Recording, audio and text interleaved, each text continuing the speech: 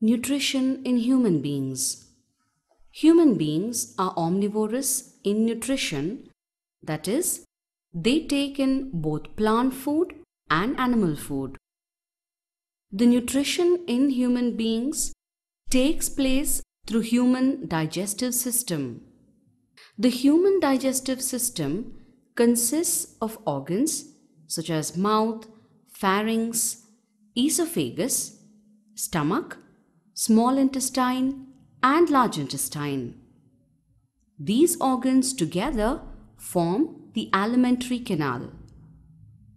Human digestive system also contains glands such as salivary glands, liver and pancreas. Nutrition in human beings include various steps. They are ingestion, digestion, absorption, assimilation, egestion. We will now describe the various steps of nutrition in human beings. Ingestion. The human beings have special organ for the ingestion of food. It is called mouth. It is bounded by upper and lower lip. The food is put into the mouth with the help of hands. Digestion. The digestion of food starts as soon as we put food in our mouth. This happens as follows. The mouth cavity or buccal cavity contains teeth, tongue, and salivary glands. The teeth cut the food into small pieces, chew and grind it, so teeth helps in physical digestion. Salivary glands present in our mouth produces saliva which mixes with the food while it is being chewed. The saliva contains an enzyme, amylase, which digests the starch present in food into sugar called glucose. Tongue helps in mixing the food with saliva and pushes the food during swallowing.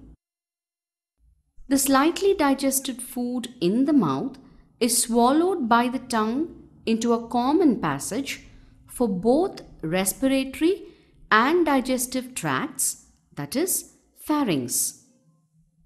When food enters into pharynx, the muscles of the pharynx contract to push the food into the esophagus or food pipe. At this time, the valve called epiglottis covering the windpipe closes. This prevents the food from entering the respiratory tract.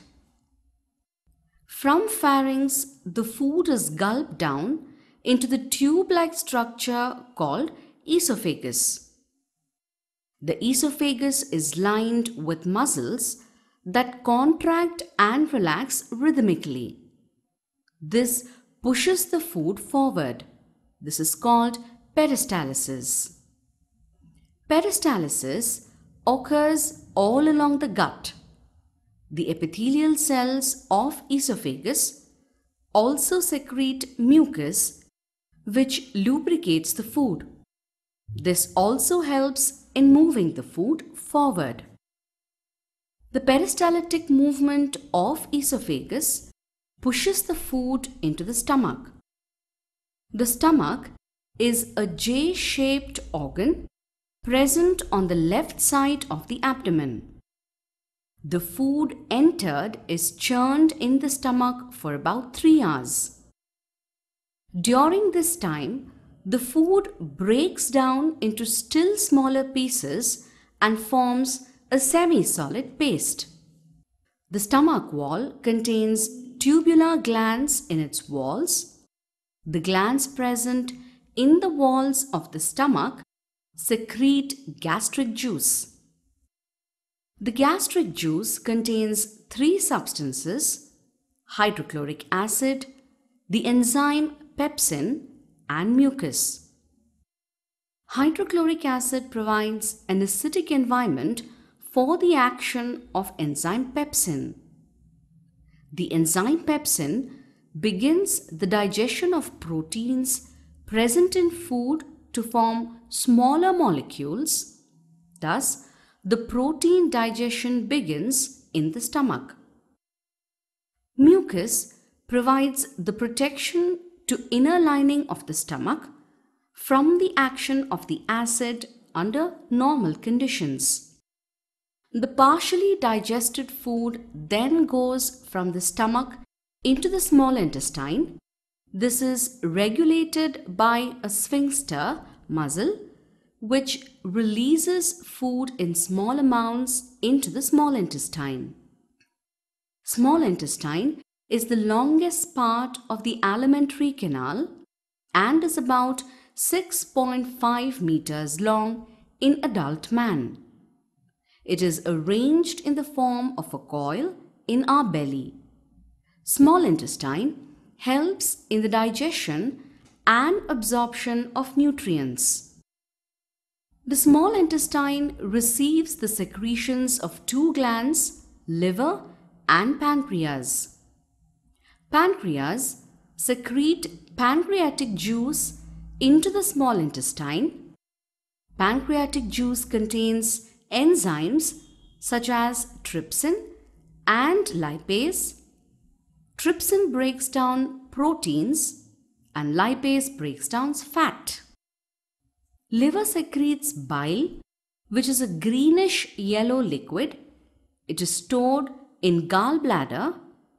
Bile helps in breaking fats present in food. The walls of the small intestine contain glands which secrete intestinal juice. The intestinal juice contains a number of enzymes which helps in further digestion of food. In this way, the food is completely digested in the small intestine. Absorption. Till now we have studied about digestion in the small intestine. Next, we will understand how absorption takes place in the small intestine. The small intestine is the main region for the absorption of digested food. After digestion, the molecules of food become very small and it is pushed ahead in the small intestine by contraction and relaxation of the muscles. The inner surface of the small intestine has millions of tiny finger-like projections called villi. The digested food is absorbed by the villi. Now let us take a closer view of one villus. The villi are in close contact with the blood vessels. The food present in the villi is absorbed by the blood. Assimilation. From the blood, digested food is carried to all parts of the body. The digested food is used by the cells for obtaining energy and for the growth and repair of the body. The digested food which is not used by our body immediately is stored in the liver in the form of a carbohydrate called glycogen. This stored glycogen can be used as a source of energy by the body as and when required. Digestion. A part of food which we eat cannot be digested by our body. The undigested food cannot be absorbed in the small intestine. So, undigested food passes from the small intestine into a wider tube called the large intestine. As it moves along the large intestine, the villi within it absorb the water, so the undigested food becomes almost solid. The last part of the large intestine is called the rectum. It stores this undigested food for some time. Then it is thrown out through the anus. The act of expelling the feces is called egestion.